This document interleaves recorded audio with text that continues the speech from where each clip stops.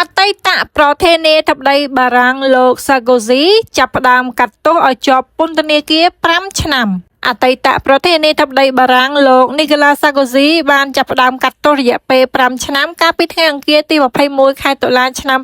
2025ពីបទសំគំនិតនៅក្នុងការរៃអង្គាសថវិកាយុទ្ធនាការពីប្រទេសលីប៊ីលោកបានមកដល់ពន្ធនាគារឡាសាន់តេនៅក្នុងទីក្រុងប៉ារីនៅក្នុងការធ្លាក់ចុះដ៏គួរកត់សម្គាល់សម្រាប់បុរសដែលបានដឹកនាំប្រទេសរវាងឆ្នាំ2007ដល់2012អតីតប្រធានាធិបតីអភិរក្សនិយមអាយុ70 ឆ្នាំបានចាក់ចែងពីផ្ទះរបស់គាត់ដើម្បីធ្វើដំណើរតាមរថយន្តទៅកាន់ពន្ធនាគារដោយបានចាប់ដៃជាមួយនឹងភរិយារបស់លោកចំណែកទស្សនវិជ្ជានៅខាងក្រៅក្រុមមនុស្សដែលជាអ្នកគាំទ្ររបស់លោកបានមកជូនដំណើរលោកដោយស្រែកថានីកូឡា